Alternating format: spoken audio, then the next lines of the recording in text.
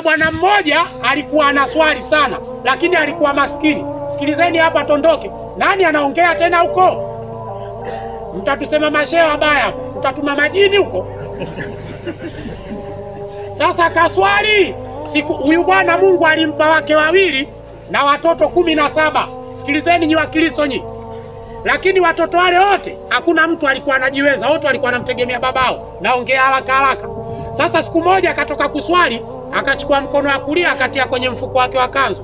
Alipotoka alitoka na dirham 2. Dirhamu wakati ule sasa hivi sawa na shilingi 13,000. 13 mara 2 watu 17 mnakula. Sasa akawa anasema Mungu, mimi nafanya sana ibada, lakini mbona maskini wale watoto kule nyumbani wanakula nini? Ibilisi akamuona, akaona huyu hapa nilikuwa namtafuta. Na Ibilisi anakulenga, anakusubiria sehemu akuchukue. Sasa Ibilisi akajigeuza shekhe, akavaa tasbihi yake mzuri, sio yangu, akavaa. Akamwendea, akamwambia unalalamika nini? Akamwambia bwana shehe, naomba unipe mawazo. Yepi? Mimi bwana naswali sana, lakini mbona masikini? Akamwambia wewe huna akili. Ibilisi alivyo tabia yake mbaya kidogo, nisiziseme muda. Kwa nini? Akamwambia nikupe mawazo wewe si una wake wawili na watoto 17 hao watoto kakupa nani? Yule akajibu kanipa Mungu. Sasa unapata shida nini? Kajiue, kwa sababu Mungu hafi wala asinzii. Hawa watoto kwa kupa Mungu, wewe ukifa Mungu atajua anakula nini, usiwe mshamba.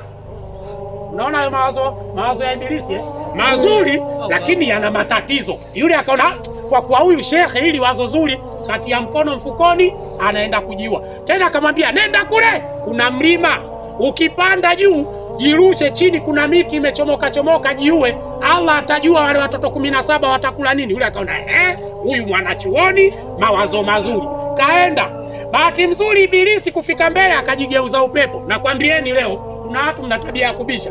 Ibilisi anageuka nyoka, mti, epo, chungwa, meza, Mungu alivyomuumba. Maana Ibilisi aliomba mambo 7 kwa Mungu, muda hautoshi. Akatizama akaona wazo lake limefanywa kazi. Bahati mzuri akaelekea katika ule mlima mrefu, lakini mbona anapanda kwa wepesi? Au Mungu ametaka nijiue? Yule bwana akaenda kufika juu ya mlima kutizama, akasema ngoja nijirushe. Alipojirusha ajiue, kufika katikati akashtukiwa kadakwa na mtu asiyomwona.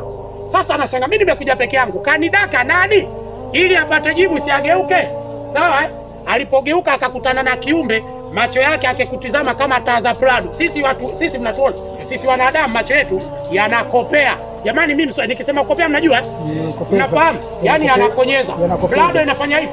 Prado ikiwaka ndo macho yake. Sasa naambia